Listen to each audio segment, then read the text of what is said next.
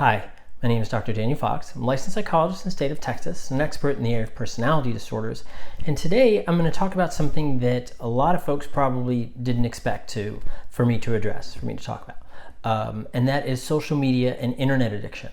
And this is something that, as I've learned more about it and as I've explored the issues and things like that related to personality disorders, as well as this social media and internet addiction, I find that there is a lot of relationship to those with borderline personality disorder, narcissistic personality disorder, and social media and internet addiction. So I thought, well, let's make a video, let's put it out there. I'd be very interested to hear people's thoughts. I think that a lot of people don't realize how connected and, lack of a better word, addicted we are to our phones. So I thought that let's do it. Let's find out a little bit about it. And in going through the material and learning about it, what I found was that social media internet addiction, that it is estimated at 1/3 of college-aged individuals. And that's where most of the studies have been. They focus on college-age students. And college age is usually from 18 to 22. And there's also a book out. It's called iGen. I'll put the picture up here of what it looks like. And I've read this book, and it's really, really fascinating and very interesting. And the iGen was the iGeneration, and that is those that have been born 1995 forward. If you have a kid who was born after 1995, this is a really good book. It really illuminated a lot of stuff about my clients that I just assumed they lumped them all in with millennials. But it's a very different group, and they're growing up with so much more technology and information and resources. And how is that impacting them? But let's also talk about adults. How is it impacting you? How is it impacting me? And that's what we're going to talk about. And so the question is, what happens when we base who we are on likes, hearts, views, and other sort of social media and internet rewards? Well, the research actually shows that we become more unhappy and disillusioned, right, with who we are and the world around us. But we also become addicted. So we lose a sense of who we are, and we become addicted to these likes and views and all these other things that we want to check. And also we'll talk about text messaging and things like that, because I think that's really important, because a lot of my clients, when they send a text, it becomes an anxiety-provoking experience.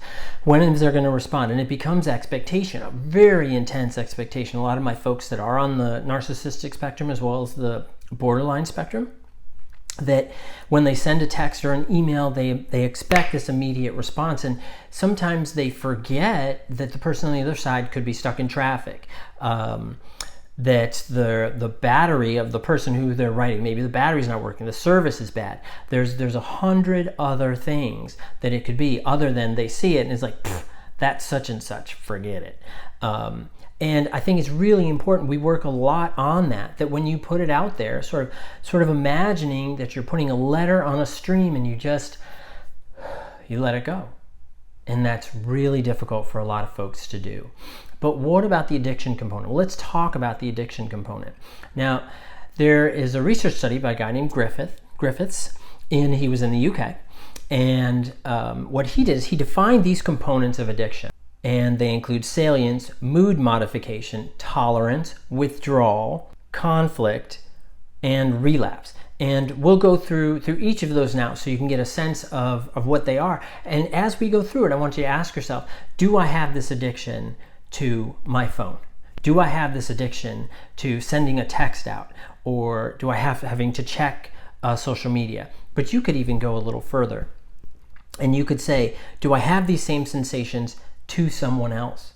Maybe even those videos about social media and internet addiction, sometimes we get addicted to people too.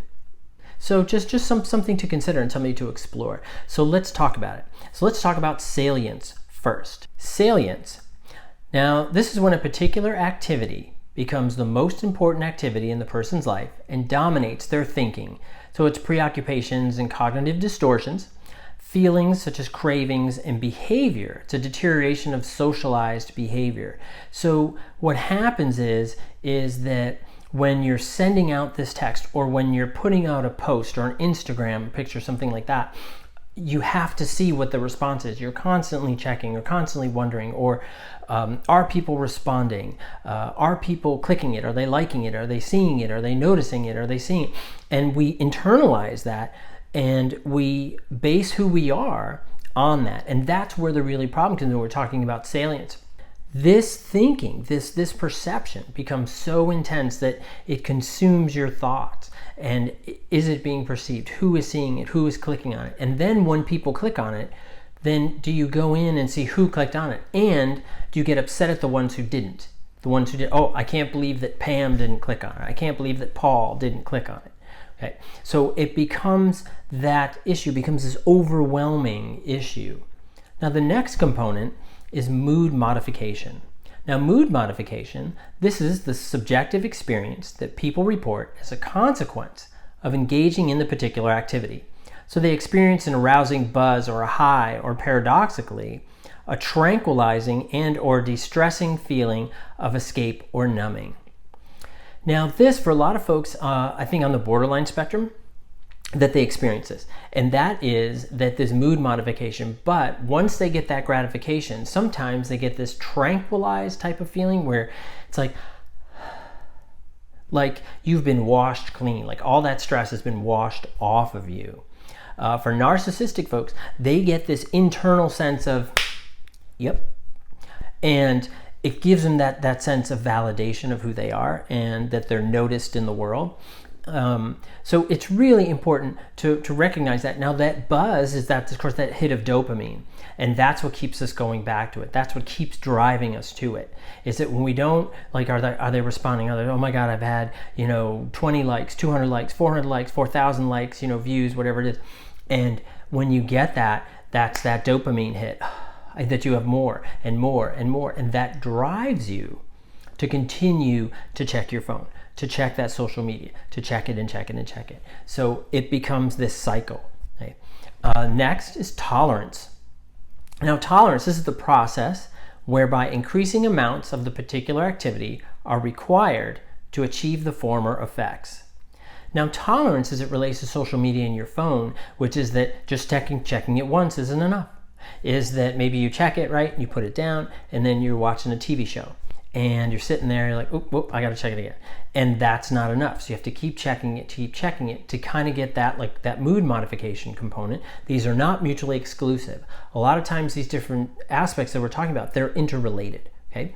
So that tolerance, that it's that you need more to get that effect in your brain, that sense of salience, that sense of mood modification, that sense of, okay, everything's okay. And you need more of that and more of that. And that's part of that drive back to that social media and the hearts and the likes and all of the views and all of that stuff. Now, the next one that we're going to talk about, this is the withdrawal symptoms. Now, withdrawal symptoms, these are the unpleasant feeling states and or physical effects which occur when the particular activity is discontinued or suddenly reduced. Now, withdrawal effects can be psychological. This can be like moodiness and irritability, or more physiological. This can cause nausea, sweats, headaches, insomnia, and other stress-related reaction. Withdrawal symptoms, for example, could be that you turn your phone off and you're like, all right, I'm not going to look at it for an hour. And you become very, very anxious, very, well, what if he wrote back? What if she didn't? What if you send a text and then you go into a movie and you're watching the movie, but you're like, well, did he write? Did she write? Did she see it? Did they like it? Did they heart it? Or you post something like on Instagram, and that's something that's really important to you. And you're like, I really want everybody to see it. This is something that I built myself up, and I made this statement, and I put it out there, and I want everybody to see it, and I think I'm going to get 100 hearts or all this feedback and all this other stuff. So you want to check it. So you don't, though, because you put it down for whatever reason, and you start to get this sense of tension and frustration and agitation. Those are withdrawal symptoms. Those are withdrawal symptoms associated with you not accessing that stimuli, which is your phone, which is that social media. Now, the next one we're going to talk about, these are conflicts. Conflicts are between the addicted individual and those around them. This could be interpersonal conflicts, or from within the individual themselves, intrapsychic conflicts, right, which are concerned with the particular activity. Now, when we talk about conflicts, okay, let's talk about your kids. Let's talk about your significant other. Let's talk about when you go to dinner and you want to talk to your significant other and they are on the phone.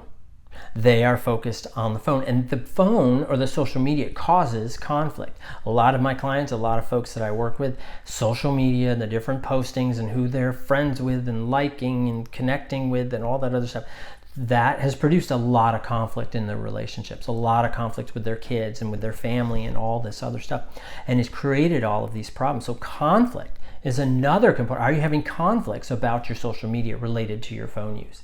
That is another indicator of addiction. It's causing these interpersonal problems, these types of issues that is preventing you from taking care of yourself and doing the things you need to do, which is attending to the person whom you're at the table with, whom you're going to lunch with, whom you're coming home to, whom you're spending your time with.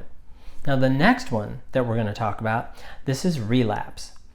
And relapse it's the tendency for repeated regression to earlier patterns of the particular activity, and for even the most extreme patterns typical of the height of the addiction to be quickly restored after a period of time of abstinence or control.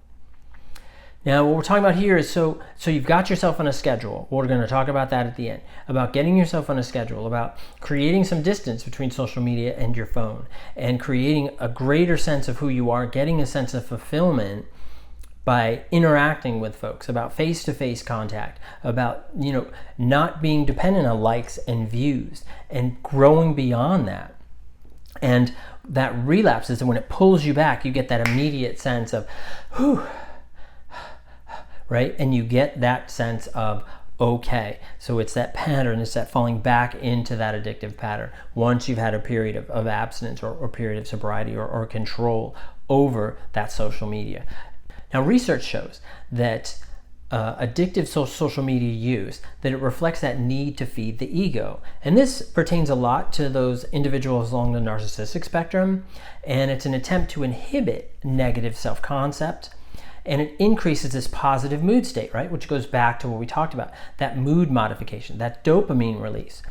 Now, results also show that females in particular are at a higher likelihood to develop more addictive use of activities involving social interaction than males are. And this is what our research is showing. And you can look at, there's some citations of some of the research that I looked at, and I'll put that in the comments so you can check it out.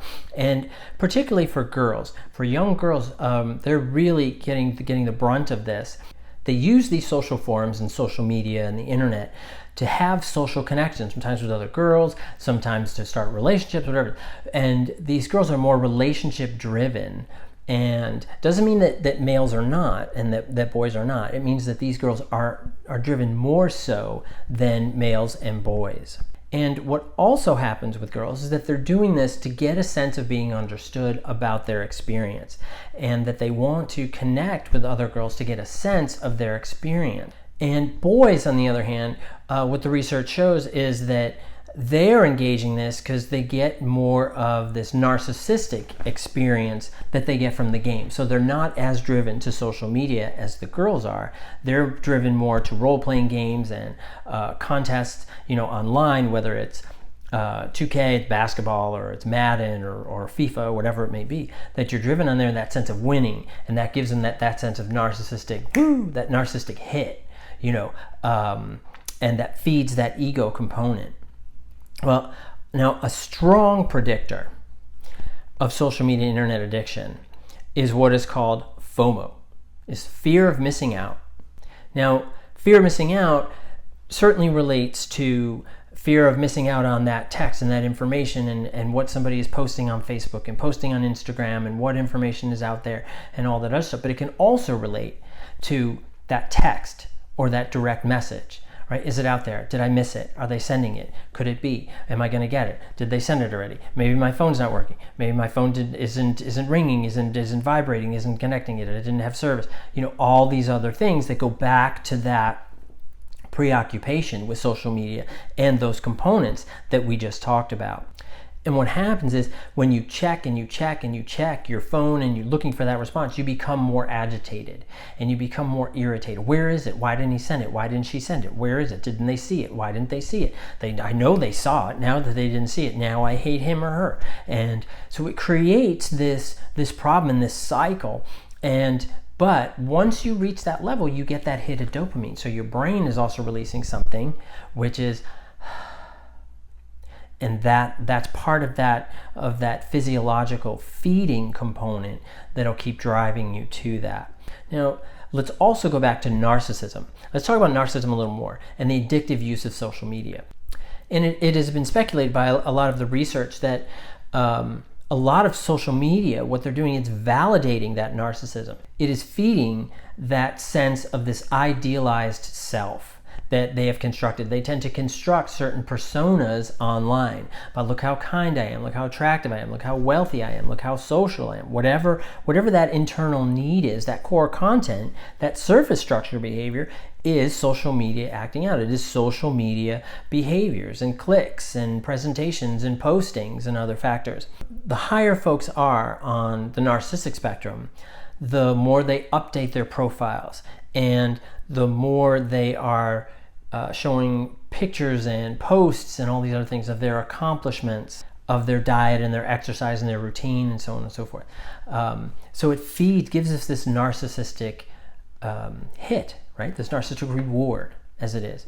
So what about folks with Bpd traits? What about folks that are along the borderline spectrum? We're found to have a higher relationship or higher preponderance of internet addiction and social media addiction, as well as having unstable relationships online. They also engaged in more impulsive behaviors online, which could be you don't get the response that you want, so you start cursing people out, or you start unfriending and defriending people and unfollowing people and then following people. And so it's a lot of that back and forth, but it's done very, very impulsively. And so that becomes very problematic, and that creates, remember we talked about conflicts, that creates that conflicts that we talked about, because it creates a lot of interpersonal conflicts. So research also shows that individuals that are along the borderline spectrum, that they also are at a higher likelihood to engage in online use and internet use and social media use in order to sort of connect to others, not feel as alone, but to do this in a way that also sort of feeds a lot of those sort of negative interpersonal patterns that they have, a lot of those maladaptive patterns, which is to reach out, make quick connections, develop that quick relationship, that I found my soulmate, that I found the person that I want to connect with, and that I'm going to be with this person forever, and all these other things. And it mimics in many ways a lot of the relationships that these folks have or had in real life, in live and in-person relationships. And it becomes just as tumultuous, just as upheaved as other experiences that they have as well. And what happens is, though, that they're turning to the internet, which is the access is to the world.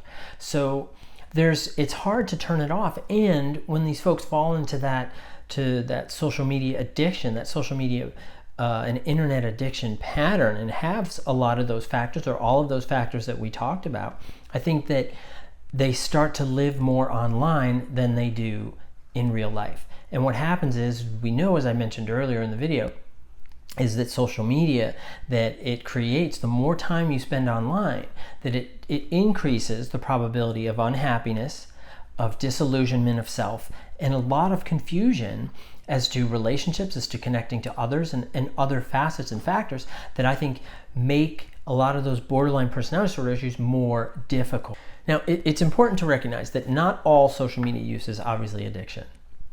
And typically what we find is that, using it sporadically or throughout the day, but remember to go through those factors that we talked about. Are you experiencing as it relates to social media or to a person?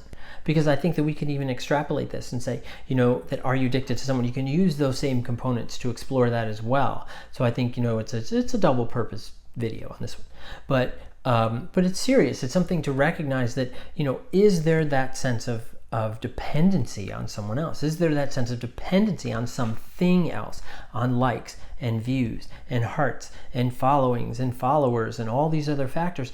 And is that becoming a component of how you see yourself? is that becoming part of the component of how you value yourself?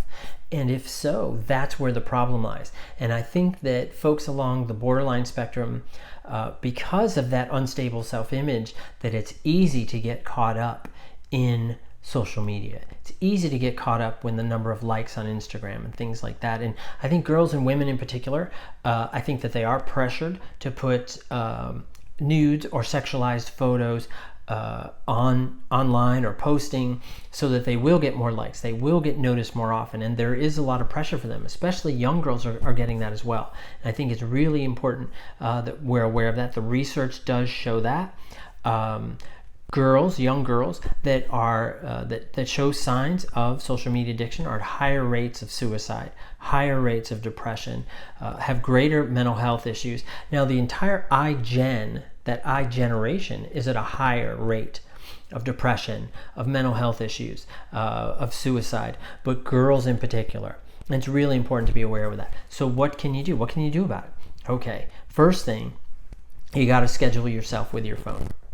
Now, a lot of people don't want to do that, and you're going to come up with 100 excuses not to do that. I'm going to encourage you to do that. My phone automatically goes off at 9:30, and it wakes up again at 6.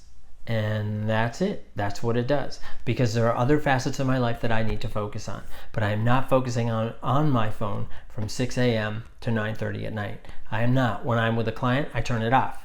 And I'm always super embarrassed if I forget to do that.